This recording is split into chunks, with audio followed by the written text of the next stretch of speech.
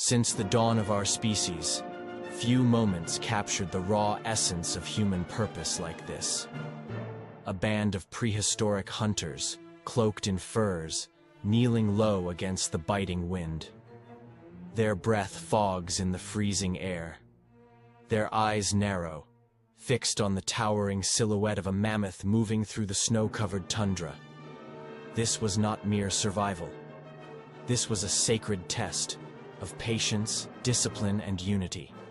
No swords, no steel, no written plans, only sharpened wood, instinct, and the power of a shared mind. Here, in the silence before the charge, you see the foundation of human civilization forming. Every movement was deliberate, every glance a signal. This was more than a hunt. It was the first blueprint of organized warfare, of teamwork, of strategy beyond the self.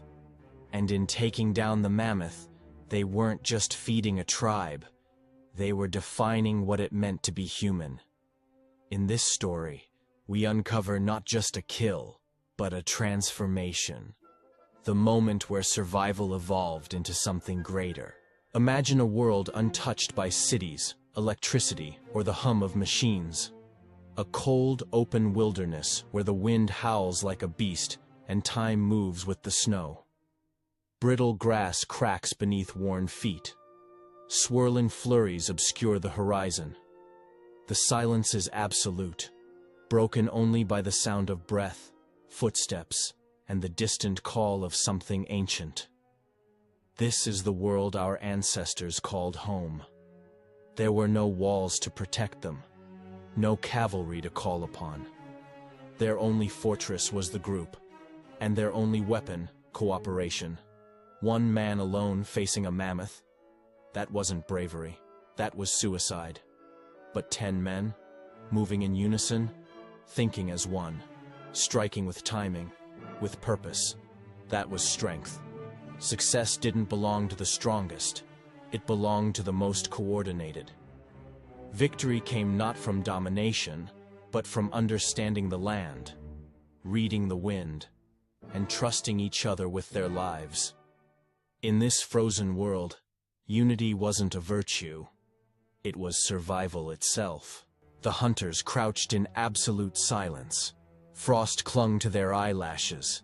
Their breath was slow, controlled, vanishing into the wind. They waited, hidden behind a rise of earth and snow. Below them, the mammoth moved, slow, deliberate, every step shaking the frozen ground.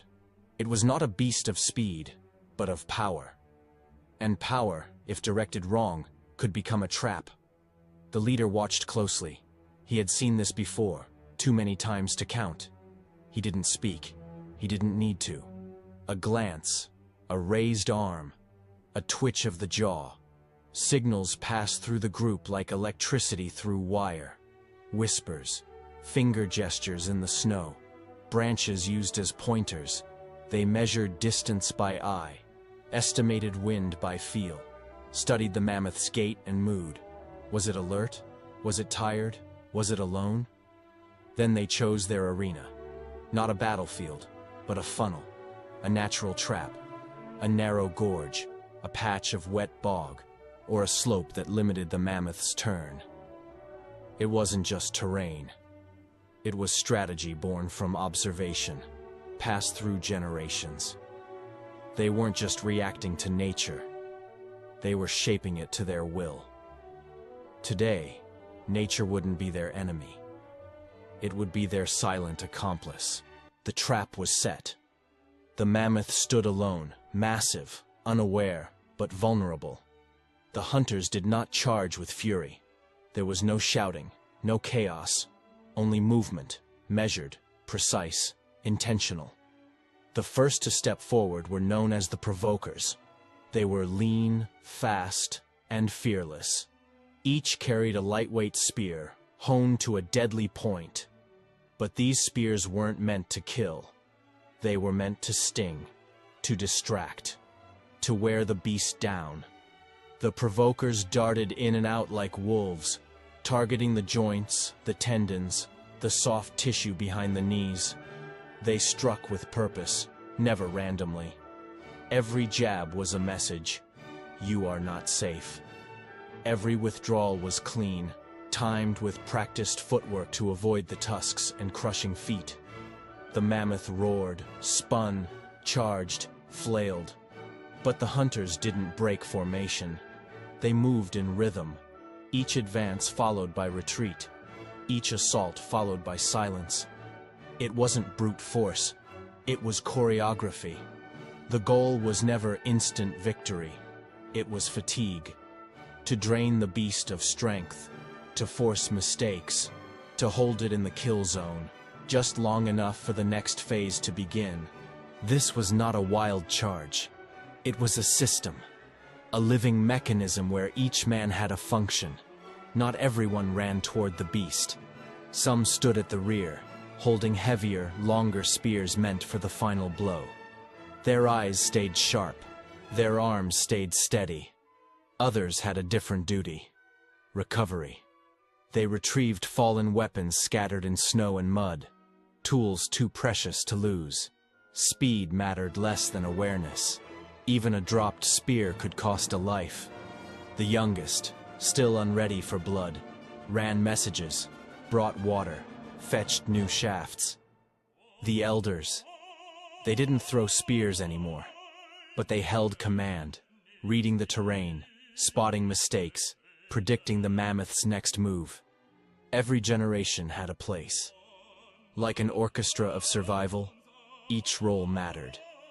Each action fed the whole. Those closest to the mammoth aimed with purpose. They didn't strike blindly. They knew where it hurt most. Behind the knees, under the ribs, beneath the thick hide. Every spear that flew was more than a weapon. It carried fear, and it carried the will to overcome it. The mammoth was wounded, but not defeated. It did not cower. It did not flee. It turned, and it fought. It screamed, a sound that shook the trees and echoed across the frozen plains. Its trunk lashed through the air like a whip of raw muscle. Its tusks carved great arcs in the snow, ready to split a man in half. It charged with the fury of a thunderstorm. One misstep, and a hunter could vanish beneath 6 tons of momentum. This was not a clean or safe battle. It was chaos, wrapped in discipline.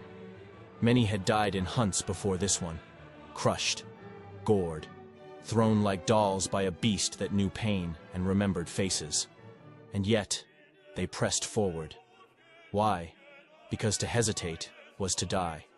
Because fear, though present in every man's chest, could not rule his legs. They moved with reverence, not recklessness. Every step taken as if stalking lightning, fast, but never foolish. To fight a mammoth was to dance with something older, stronger, and far less forgiving than man. The snow was stained with crimson. The mammoth, once a tower of muscle and fury, began to slow. Blood clung to its fur in frozen clumps. Its legs trembled under its own weight. Its breath came in short, heavy bursts, like distant thunder. Its eyes, wide with pain, searched the horizon, looking for an escape that no longer existed. And then, the moment came. A signal was given. No words, just a nod. The heaviest spears were raised high. Hands that had trained for this since boyhood now moved with deadly calm. With one final cry, the spears flew. They struck true, into the neck, behind the ears, beneath the ribs. Not random, not desperate, but precise. The mammoth groaned, a deep, haunting sound that made the earth tremble. Then silence. The hunters did not celebrate. There was no shouting, no joy in the kill, only duty. They approached slowly, watched its chest rise, then fall, and rise no more. Only when all movement ceased did the rituals begin. Not for victory, but for respect. The mammoth lay still. Its breath had faded into the cold.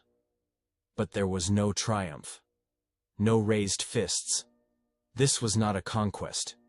It was a gift. A life given so that others might endure. And the hunters knew it. Some fell to their knees in silence. Others placed offerings beside the fallen giant. Stones, feathers, carved bone tokens passed down from ancestors. A few began to sing, not songs of glory, but of mourning, of gratitude. To take a life was never just survival. It was a transaction with the sacred, a burden carried in flesh and spirit. They honored the mammoth not only for its meat or hide, but for what it represented: strength, endurance, dignity. The hunt was more than a task. It was a ceremony, a bond between predator and prey, sealed in blood, acknowledged with reverence. In this world, every kill left a mark, not just on the snow, but on the soul. Because to live off the land was to live with humility. Once the mammoth spirit had been honored, the real work began. And nothing, absolutely nothing, was left behind. The meat was carved with care, carried to fires that had been lit long before the first spear flew. Large cuts were roasted for strength. The organs, rich in nutrients, were consumed quickly, with understanding passed down through generations. The skin, thick and rugged, was stripped and softened. It became cloaks, shelter walls, blankets that held back death in the long night. The tendons were dried and twisted into cord, stronger than rope, light as hair. The bones were cleaned, shaped, sharpened. Some became needles, others became weapons, tools, sled runners, or frames for future homes. Even the tusks, massive curved emblems of power, were not trophies of ego. They were carved into symbols, worn by elders, held in ceremonies. Each part of the animal had a role. Each role carried meaning. This was not brutality. It was engineering with reverence. A system built not on waste, but on wisdom. But how did they know? How did people with no schools, no maps, and no written language develop such precision? The answer wasn't ink on paper. It was observation. It was memory. And it was the power of spoken word, passed from mouth to ear, from elder to child, night after night beside the fire. Each failed hunt taught something new. Every scar carried a lesson. Each death, whether man or mammoth, etched its message into the minds of those who survived. They watched how the animals moved, where they drank, when they rested. They noticed how the wind changed the scent, how the sun cast shadows across the terrain. Over generations they adjusted. Some dug deep pits camouflaged with brush. Others timed their hunts with the freeze of rivers, when escape was harder. Still others learned the cycles of migration, striking when the herds were most exposed. Their wisdom was not abstract. It was carved into routine. It wasn't written in books. It was lived again and again until it became instinct. In the shadow of the mammoth, something unexpected began to grow. Language. Not the kind we know today, not full sentences or written symbols, but meaning, passed through sound and motion. A sharp whistle cut through the cold air. Left flank. A snapped twig against stone. Brace for impact. A raised fist. Hold your ground. These were not just signals. They were survival tools. Code developed not in classrooms, but on frozen plains, where clarity meant life. The hunters didn't need grammar. They needed unity. And these early sounds and signs became the first threads of culture. A common rhythm. A shared instinct. And slowly, what began as tactics became tradition. Gestures turned into rituals. Sounds became stories. And stories, told again and again by firelight, shaped memory, identity, and belonging. In the dance around the mammoth, they weren't just learning to speak. They were learning to become human. Together, the mammoth is gone. Its echo no longer shakes the tundra. Its tracks are buried beneath centuries of ice and time. But its spirit? It lingers, not in zoos or fossils, but in us, in the way we organize, in the way we remember. Its bones taught us structure, how to build with what we had. Its hide sheltered us from storms. Its hunt forged something deeper than strength. It gave us community. Its defeat demanded coordination, discipline, and heart. So we honored it. We painted its image onto stone walls deep in sacred caves. We whispered its memory into myth. We carried its story from firelight to bedtime, generation to generation, because those hunts weren't just about hunger. They were about becoming. Unity, foresight, innovation. When we hunted the mammoth, we hunted fear itself. And when we stood together, we didn't just survive. We became human. We became more. At Prehistoric Shadows, we believe that prehistory isn't just a forgotten time. It's a mirror, a reminder of who we are when the world pushes us to our limits. Subscribe for more stories that breathe life into bones and awaken the silent brilliance of our ancestors.